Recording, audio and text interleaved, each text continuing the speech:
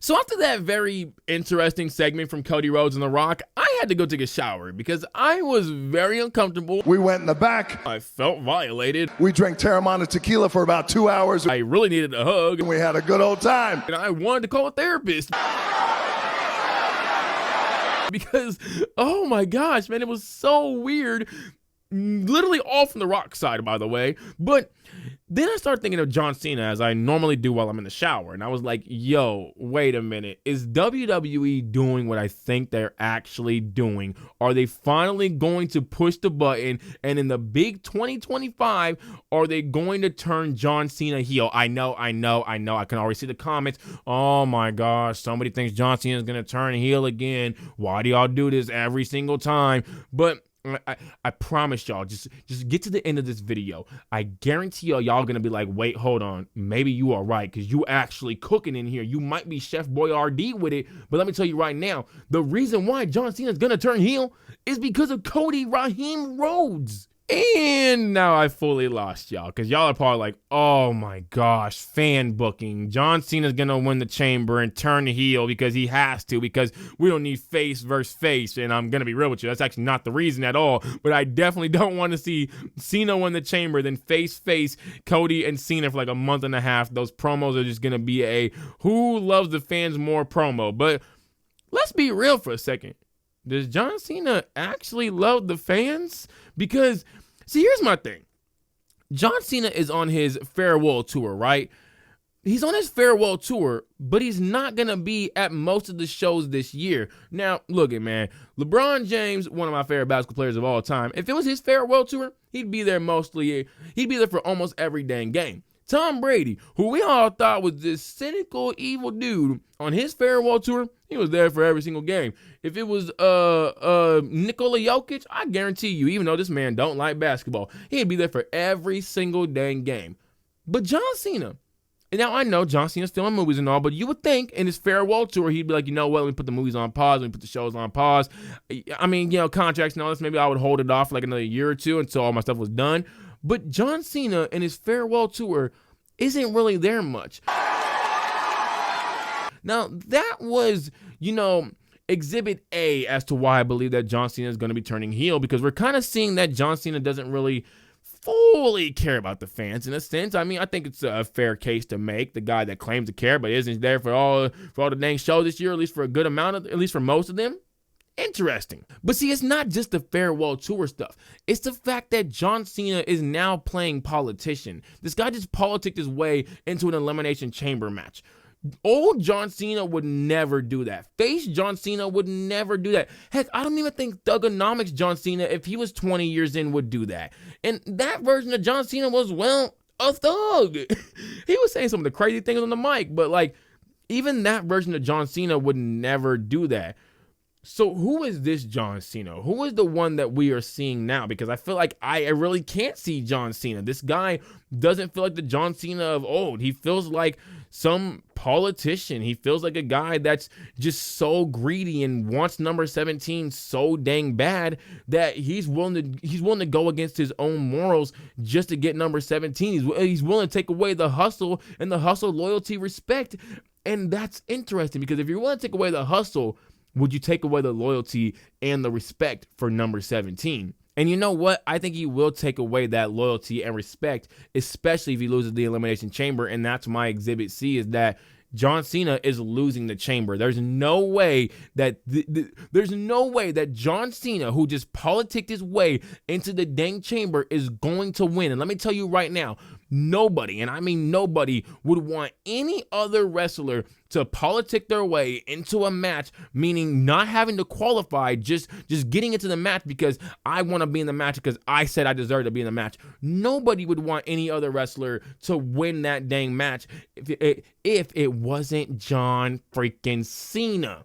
But because it's John Cena, we're all like, okay, you know what, man? He politics his way in, but it's kind of gangster in a sense. It kind of is, man. And, you know, it's John Cena. He the GOAT, man. We can kind of let him do his own thing.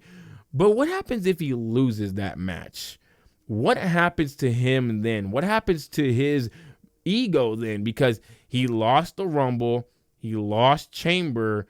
he's not going to be able to get to Mania because he's not going to be able to start a feud in time, because whoever wins, if it is, let's say, CM Punk's going to be going after Cody. You got Jay going after Jay going after Gunther. It's not like Cena's going to be able to get his way into that match. I don't think he would also try to step over Jay's toes either. I think stepping over CM Punk's toes just isn't really going to do well either. So how is he going to get there? Well, he's not going to get there. He's not going to be at, he'll probably be at Mania fighting somebody else, but he wouldn't be fighting for no dang World Heavyweight title or WWE Championship, I can tell you that. And heck, he's not even going to be able to get to the Intercontinental belt because of the fact that AJ Styles is now feuding with Braun Breaker as well. So where does John Cena go from here? Because like I said with his farewell tour, John Cena doesn't have that many dates left. If you take out all the PLEs, he really only has 24 dates, meaning in a year where there's 52 Raws and 52 SmackDowns, which is 108, if my math is correct off the top of my dome, I want to say that is, you do the 8 minus the 4, you got 4, and then you do 10. That is 84 shows that he will not be doing of the 24 that he is going to be doing. So how is he going to get back into the matches? Well, he's going to have to try to find a way to get to King of the Ring. He's not going to be able to just, politic his way into that. He's going to have to actually win matches. That'll be at least 3 shows right there. Then he got to do Money in the Bank. Is he going to politic his way into that as well? If he doesn't, he's going to do a qualifying match for that.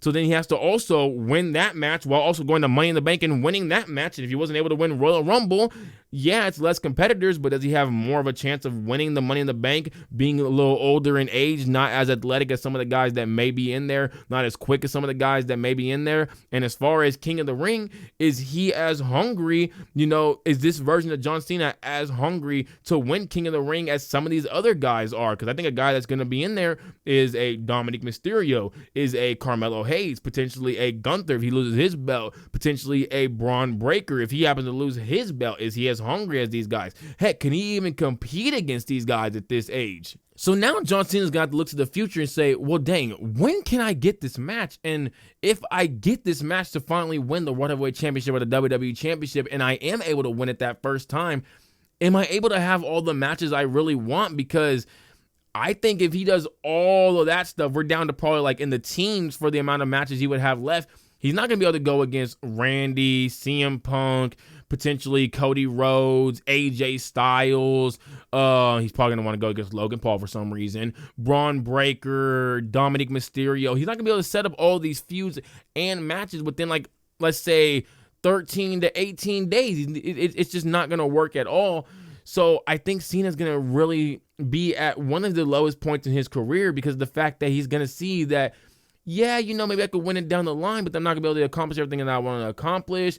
So what do I go from here? And I think this is where The Rock is going to come into play. He's going to stick out his hand to John Cena, who is at his lowest point, and try to manipulate him the way he tried to manipulate Cody Rhodes. Because let me tell y'all right now, Cody Rhodes is not going to be enticed by The Rock. That was a horrible job. The Rock should never be a salesman because, oh my goodness, he could not sell that at all. And it's like, even if you look back at that segment, Cody almost had like a disgusted taste in his mouth when he said "my friend," when he looked at the picture of his mom and The Rock's mom hugging because of everything that The Rock did to him last year. I certainly didn't expect you and I to become friends, or the moms to become friends. Which is also why, even though I said CM Punk was going to win the Chamber, I don't think that Dwayne would be able to go get, that's the first time I called him Dwayne, by the way. I used to call him The Rock. But that's the first time that The Rock would, not the first time. The Rock would not be able to manipulate CM Punk because CM Punk is head and shoulders above The Rock when it comes to these whole manipulation tactics and all that stuff. He is the original manipulator. And he's also the guy that's been screwed over by The Rock multiple times. Why would he want to align himself with them? But if you look at The Rock and you look at John Cena, there's not much there, like much hatred there, other than like these two were adversaries for a minute. But other than that, it's not like, oh, John Cena has like this deep intricate hate for The Rock, or like, oh, The Rock just can't stand John Cena, he hates everything about him. No, there's none of that there. That's there with CM Punk though, and it's definitely there still with Cody Rhodes. And if you're sitting there questioning, saying, why would John Cena align himself with The Rock? He's aligned himself with Randy Orton, and they were adversaries. I don't think it really matters. But also, like I said, there's not much of a deep, dark hatred there for each other. Like, they want to, like, really just go to blows and have an unsanctioned match. It's not there. At this point, it's probably just petty, just egos at this point. But John Cena is going to realize that this is the time. He has to win the World Heavyweight Championship or the WWE Championship at the main event of WrestleMania. And if he's going to get there, he's not going to be able to politic his way in there. He's not going to be able to weasel his way into there. I mean, sure, you can go try to take out CM Punk or like Jey Uso, but that's just going to lead to a match being set up, and then he has to win that dang match. The easiest way is going to be aligning himself with The Rock, because The Rock is on TKO's board. So whatever Rock says goes. The Rock literally just had a Liv Morgan Naomi match cut short and had a Cody Rhodes, Braun Strowman, Damian Priest versus Solo Sikoa, Tama Tonga, and Jacob Fatu match cut, basically because he was appearing to do his weird, creepy segment with Cody Rhodes where he wanted to touch his face and check him out a lot of times and wanted him to give him his soul and all that. That was a creepy freaking segment, man. Oh my goodness, bro. Talk about Dwayne Diddy over here, man. Oh man. So yeah, The Rock could do for John Cena what John Cena can't do for himself, which is get that match and still be able to do everything he wants to do afterwards. But he's gonna have to become the corporate champion, and let's be real, this isn't new territory for John Cena at all. We can look at John Cena and say that, you know, he's been for the fans and all this stuff, and he's the babyface and all that, but let's look back at CM Punk's Summer of Punk run. What happened? Oh, well, Vince McMahon just went to John Cena and said, I need you basically to take down CM Punk, even though I don't really want to do it. I need you to do it. But then again, let's look at it and say, well, why was John Cena so against CM Punk and what he was saying? I mean, yeah, sure, you know, he was talking bad about the company, but was he telling any lies? Did he tell lies about Cena? Heck, CM Punk said that John Cena was a corporate guy years ago. So should we really believe that John Cena is for the fans? I asked that question again. Or are we going to actually see the real version of Cena when he aligns himself with The Rock? And let me tell you right now, we definitely are. We already stripped away the hustle because we politicked our way into a match. We're stripping away the loyalty now if he does align with The Rock because of the fact that he's going against the fans. And the respect factor, that's going to be stripped away as well because nobody's going to respect him for what he did because he politicked his way into an elimination chamber, which CM Punk already kind of took a shot at. And then if he politics his way into a Mania main event, whether it's taking that spot from CM Punk or it's entering that match, that is basically doing what Daniel Bryan did to Edge, where Edge was like, wait, hold on. I won the Rumble. I should be having a one-on-one match with Roman Reigns. You should not be a part of this. And CM Punk is basically going to have those same feelings that I won the Elimination Chamber. John Cena, you should not be in this match because at least Daniel Bryan earned it by making Roman Reigns tap out. You didn't even beat Cody. You didn't make Cody tap out. All you did was align yourself with The Rock and politic your way into this dang match. So the hustle, the loyalty, and the respect are all gone. I would be untrustworthy, unloyal. I would lack respect in what I did. Yeah, I do think that John Cena, once he lined himself with The Rock, we're going to see the real John Cena because remember, John Cena said in the interview, and I'll clip it into here, he said if he was ever going to turn heel, which there was a point in time where he was going to turn heel, it was going to be the most hated version of John Cena that has ever been shown. He was going to strip away every single thing. It's like, how can I take the intellectual property that people are familiar with and twist it? So it's like, this guy's insane. It's everything I've come to love, and now I genuinely hate it. And in being a real bad guy, and I think that was the conversation that was eventually had, where it's like, I think we are going to see the real version of John Cena, and this is going to break the hearts of so many people in the world. And that right there leads into my final thing about this whole entire John Cena situation that makes so much sense for him to turn heel, is I said that John Cena is going to turn heel because of Cody Rhodes, but I haven't explained as to why he's going to turn heel because of Cody Rhodes. But think about it right now.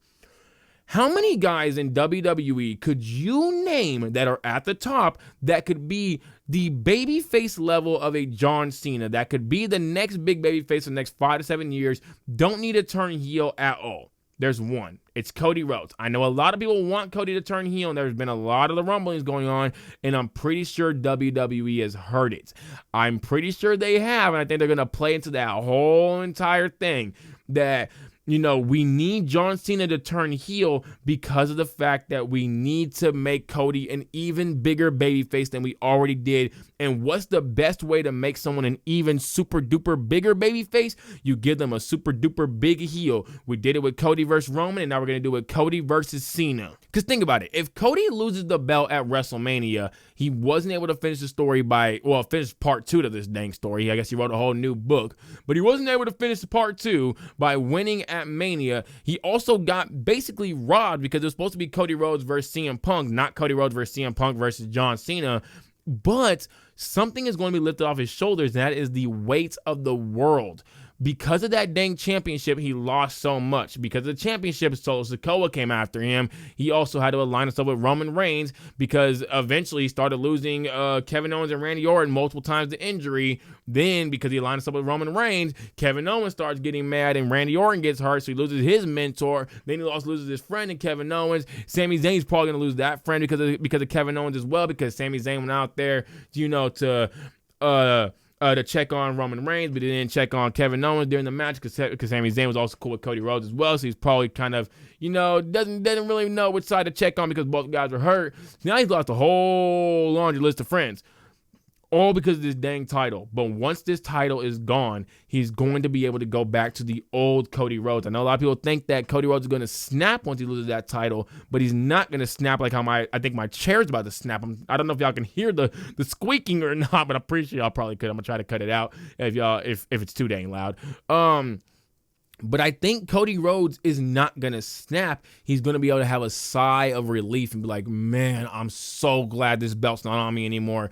And I'm going to be honest, we're probably going to see a more lackadaisical version of Cody Rhodes in a sense. Actually, forget lackadaisical. This man's just going to go away. He's not going to be in WWE for a while because he's going to be freed of everything that he was going through over the past year. He's going to be hanging out with Brandy, probably going jet skiing with his daughter, probably going to take the dog somewhere to go snowboarding. He's going to be hanging out with Mama Rhodes and all that stuff, having a great time, finally being free of everything that he was dealing with for so long. But the fans are going to get louder and louder. We want Cody. We want Cody. We want Cody, because John Cena and The Rock are going to be running rampant over WWE. Heck, they're probably going to get the Tongans by them and Jacob Fatu and all them by them.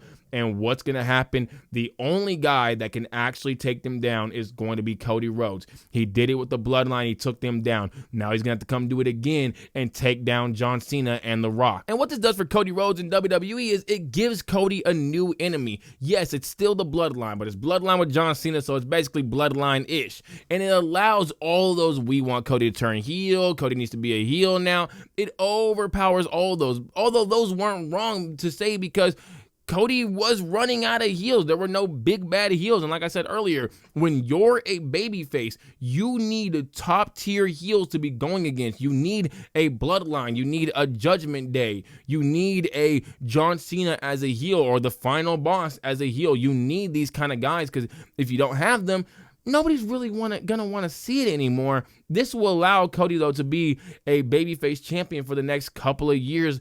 Maybe not like a champion the entire time, but at least like, you know, a babyface for the next couple of years. And then you could transition to a guy like Braun Breaker, who I think should be a babyface and not a heel, because he's much better face than a heel. But that's a different video for another day. I definitely hope y'all did enjoy this video, though. As always, if you did, drop a like, subscribe, and notification bells for more links. Everything will be in the description below. Y'all go ahead and let me know down below, by the way. Do y'all think I'm reaching? Do y'all think Cena's not going to turn heel this year? After everything I said, though, did that maybe turn your mind a little bit? Did you start thinking, you know what? Maybe Cena could turn heel this year. Maybe I do really freaking like this. Also, I know it might sound weird for Cena to turn heel in his final year, but think about it, man. It's his final year, dude. Like, just do whatever you want at this point, man. Go out as a heel. Don't keep doing the same babyface gimmick you've been doing for the past 20-something years, man. Give us something new on the final year. You got to go a little crazy, man. I guarantee y'all, when LeBron on his final year, oh, y'all going to see LeBron doing them one-footed threes. Y'all finna see that man doing some dunks from the free throw line. He might try to even dunk from the three-point line, man, because you got to go crazy in your final year, man. That's why I did in high school. That's why never mind. I ain't gonna tell that story. But y'all have a great one though, y'all. I'm out. Peace.